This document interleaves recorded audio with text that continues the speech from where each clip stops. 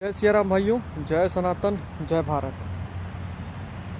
जैसा कि मैंने आप लोगों को अपने लास्ट वीडियो में बताया था कि सनातन सभ्यता, सनातन धर्म, सनातन संस्कृति को कैसे बांटने की पुरजोर कोशिश की जा रही है।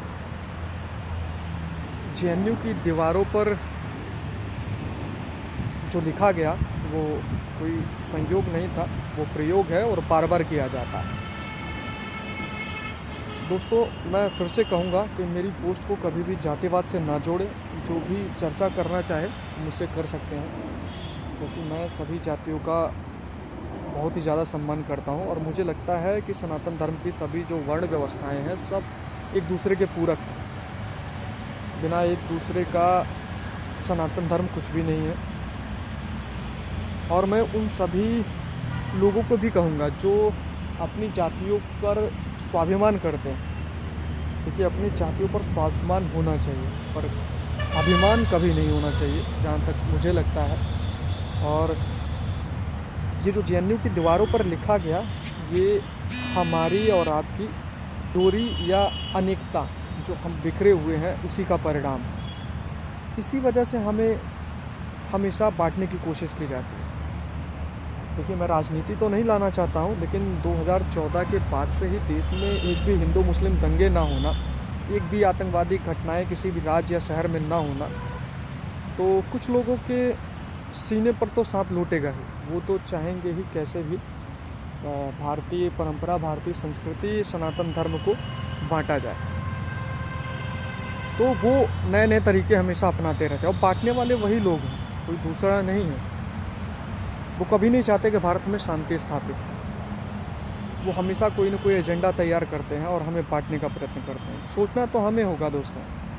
देखिए, चाहे वो, मैं तो पहले अपने ब्राह्मण समाज के लोगों को ही कहूँगा कि देखिए, कर्म से ब्राह्मण बनिए, बोल कर नहीं, या किसी को नीचा दिखाकर आप ब्राह्मण नहीं बन सकते।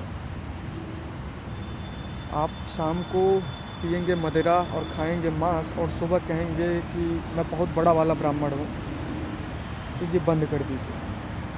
मैं आज पर्सनली, मतलब जब मैं गांव जाता हूँ या अपने आसपास में जो जय परशुराम, जय दादा परशुराम करते हैं, मैं अनुभव करता हूँ उन लोगों में। सिर्फ मुंह से जय परशुराम कर देने से ब्राह्मणत्व नहीं आ जाता। ब्राह्मणत्व को अपने अंदर लाने के लिए ब्राह्मण जैसे कर्म होने चाहिए, कर्मकांडी होना पड़ेगा। यदि आप ब्राह्मणत्व का पालन नहीं कर सकते तो आप ब्राह्मण कहलाने लायक नहीं हैं। आप अपने बच्चों को क्या संस्कार दे रहे हैं? मैंने देखा है, मैंने अनुभव किया है हमारे लोगों में, जो कहते हैं मैं ब्राह्मण हूँ, वो खुद तो पी रहे हैं, खुद तो मांस मदिरा का सेवन कर रहे हैं, बच्चों को भी उसी दिशा में ले जा रहे हैं। तो लोगों को तो मौका मिलेगा ही, लोग गालियाँ देंगे ही और आपको सुनना पड़ेगा। यदि सनातन सभ्यता को बंटने से बचाना है तो ब्राह्मण का जो दायित्व है उसका निर्वहन करना सीखिए। ब्राह्मण का जो कर्तव्य है उसका पालन करिए। ये नहीं कि दूसरों को गालियाँ दीजिए या दूसरों को नीचा दिखाइए। मैं सिर्फ ये ब्राह्मण समाज के लिए ही पर्सनली नहीं कह रहा हूँ, ये कोई भी वर्ण व्यवस्था या कोई भी जाति हो, चाहे राजपूत हो या वैश्य समाज के लोग हों या हरिजन समाज के लोग हों, कोई भी, बटिए मत। क्योंकि अगर आप बटेंगे तो काटने वाले लोग बैठे हैं, और जब काटते हैं तो ये नहीं देखते कि आप ब्राह्मण हैं, क्षत्रिय हैं, वैश्य हैं, हरिजन हैं, यादव हैं।